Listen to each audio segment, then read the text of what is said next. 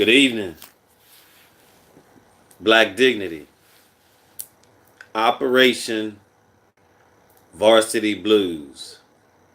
The name itself tells you why the FBI called it that. Say Varsity Blues. I believe it had a indication that this was going to be a white collar crime. And so if it was a black collar crime, it would have been called something different. Like Operation Black Lives Matter. And so when it is a white collar crime in a predominantly white infrastructure, social net, they want to call it Operation Varsity Blues. Names are important. What are we getting at? What did the FBI use to break the case? The one brother whose name is Ruby Meredith was the Yale female soccer coach. This brother resigned in late November. He must have had an idea that this case was going to break. So what really tipped the FBI off? My hunch tells me that this brother at an Ivy League school, and it's not just Yale, you have already admitted University of Southern California, you have Georgetown, and you have other major universities. The point that needs to be made is that this brother met with the parent that was trying to get their daughter into Yale. I believe applicant number 2.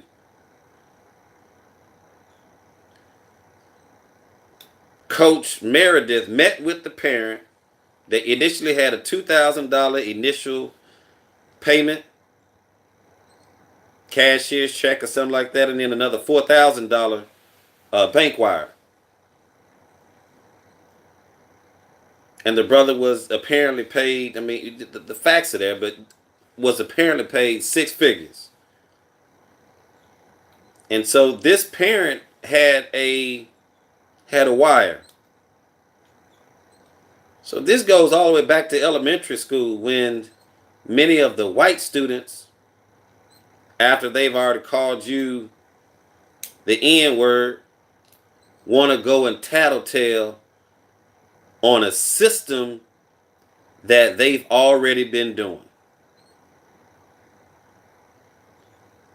The leading candidate is Mr. Singer, the gentleman that has received millions of dollars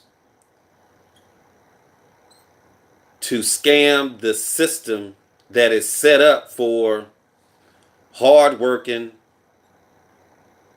first-generation college students who are fighting for Pell Grant money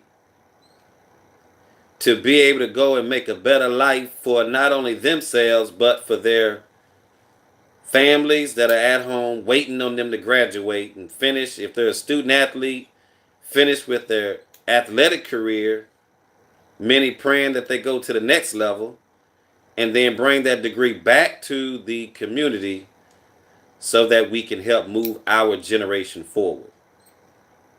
This is white privilege at its best, or some say at its worst.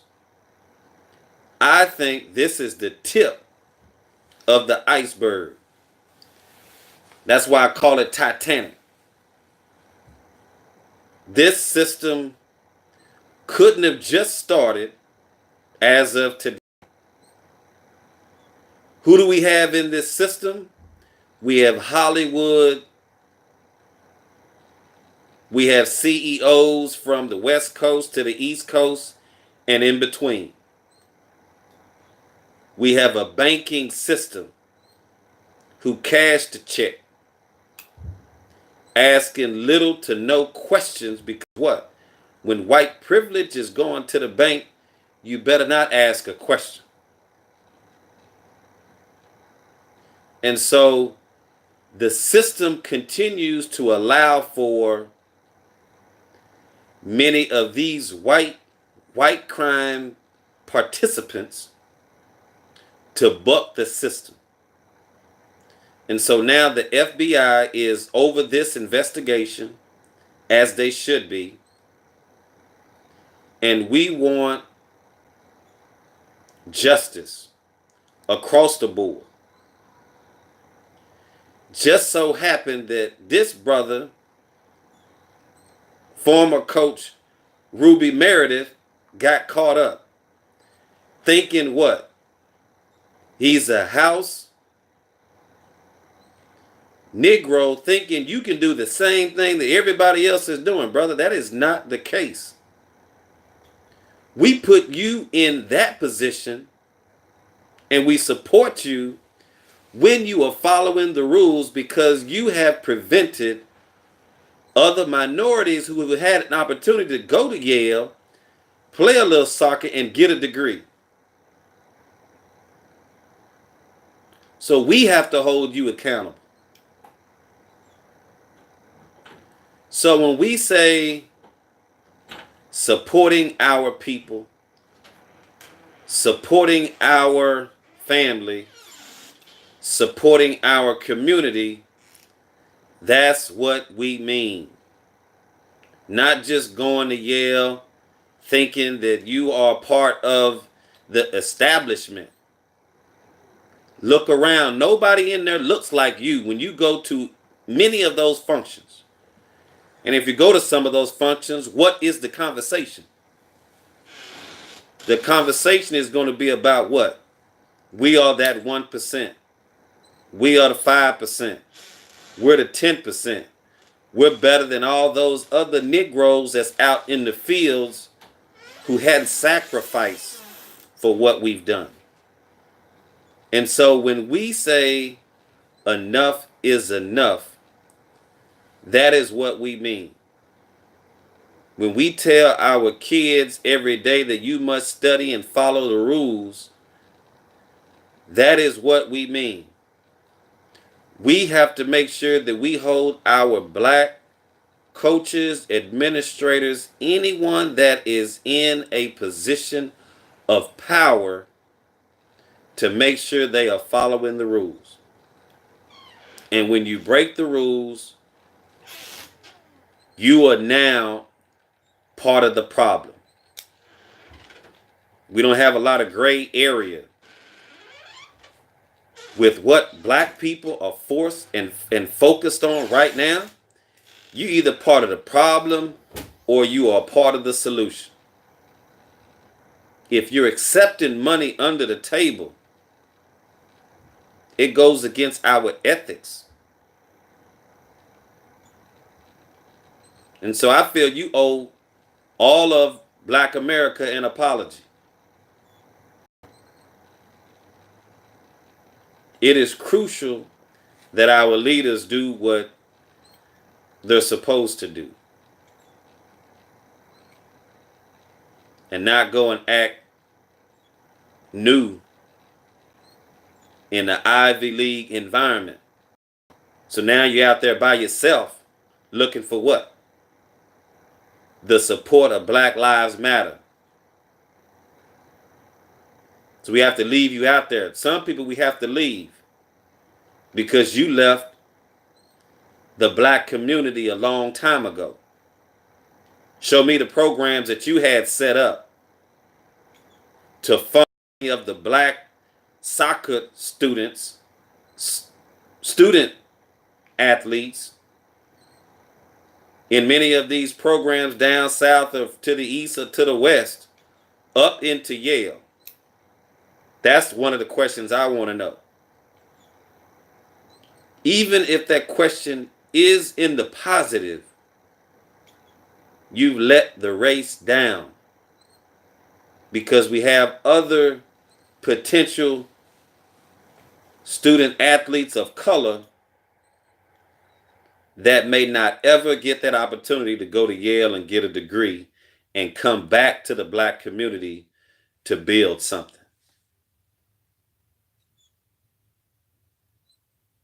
Hashtag soccer shorts.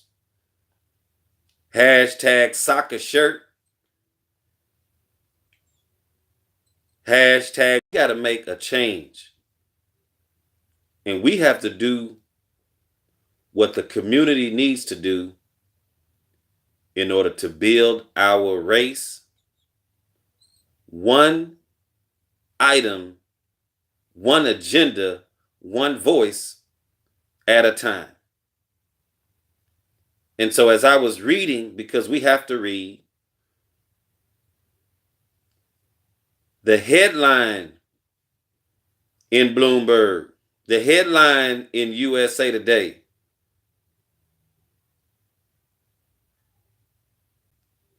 is talking about this case.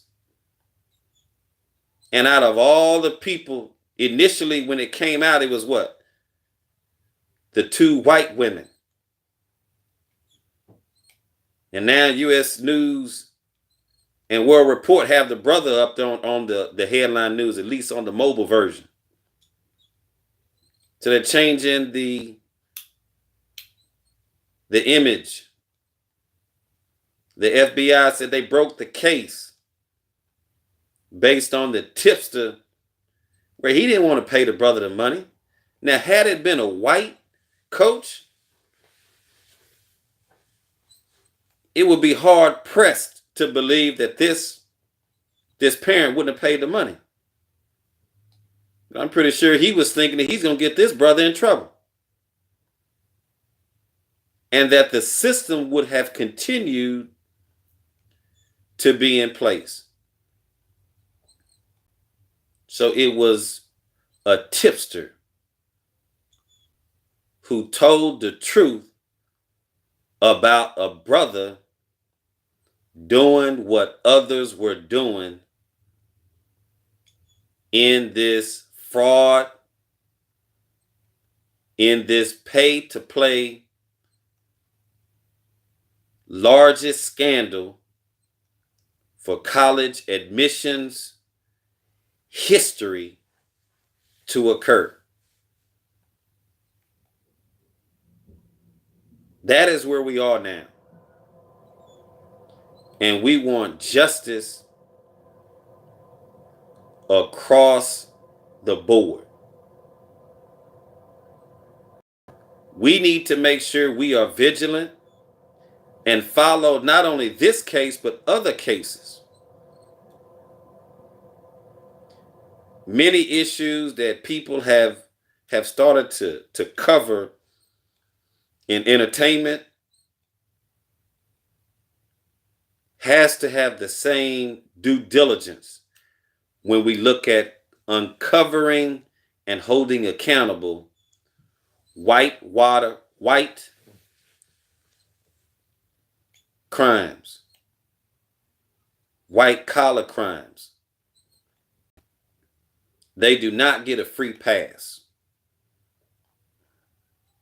because many of our people have never been given a free pass. Unarmed, murdered in the streets. Unarmed, murdered in the residence. Unarmed, murdered in broad daylight and unarmed, murdered, live and in living color on the video, with the evidence.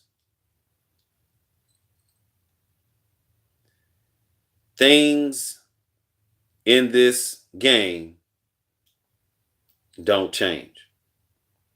However, if we're going to stay in the good old United States of America, and we've been here for more than 400 years, we've been here for more than 400 years. We are the originals.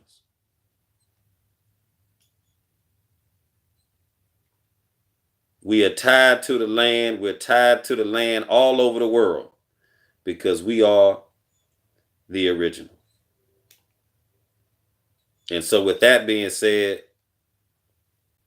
it is crucial that we pay attention and we stay vigilant and we look and read and follow through on what is and who will be the people who won't have the bail money to be free. And look at the deals that were being and will be made in the small rooms in the back with the judges and the lawyers. There will be deals. Deals are already in the making. There will be plea agreements. There will be people paying a lot of money to make sure they don't go to the places that they want many of our Black and Latino brothers to go. This is the #1 incarceration nation in the world. Not #1 in education, not #1 in humanity, not #1 in following human rights, not #1 in paying reparations, but we are #1 in incarceration nation. Does that make any sense?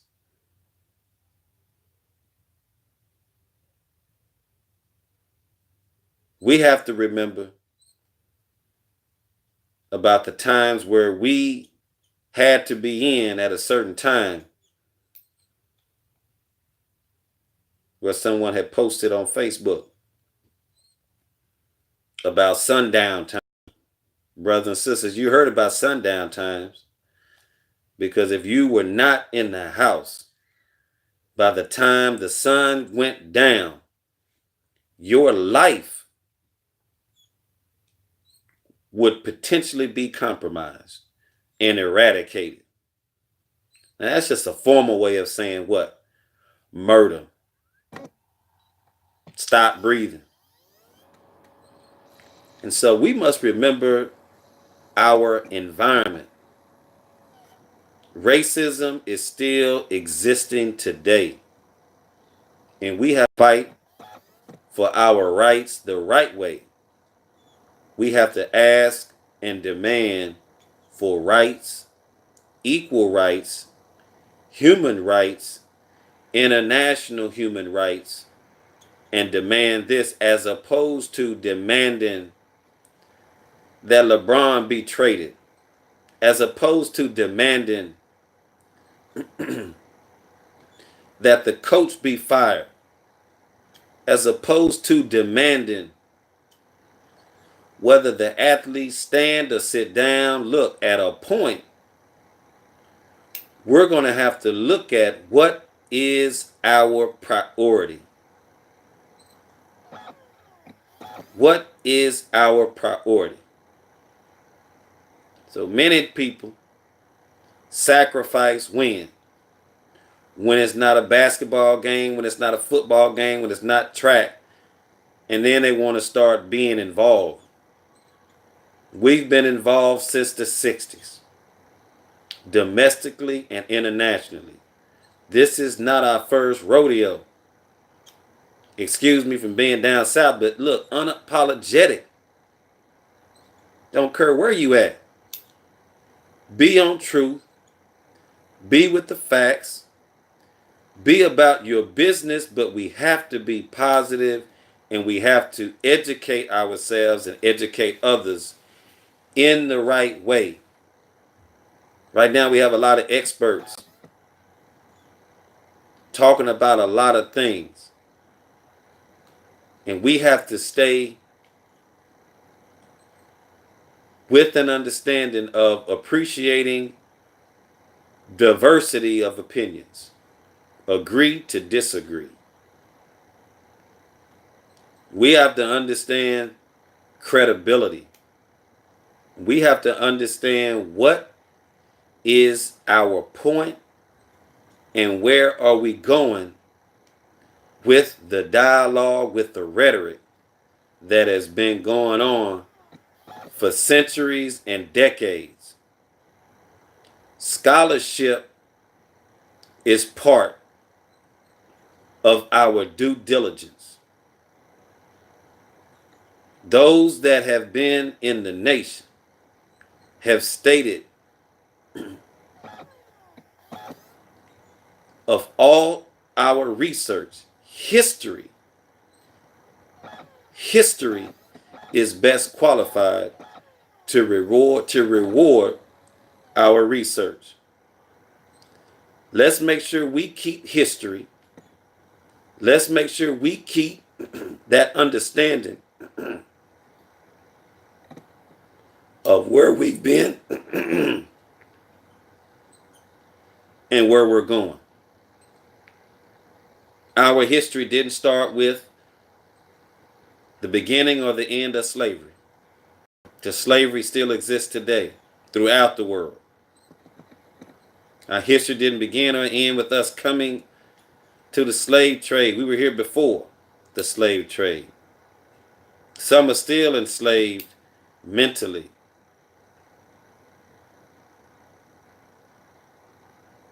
We have to examine who we are and keep working and keep pushing.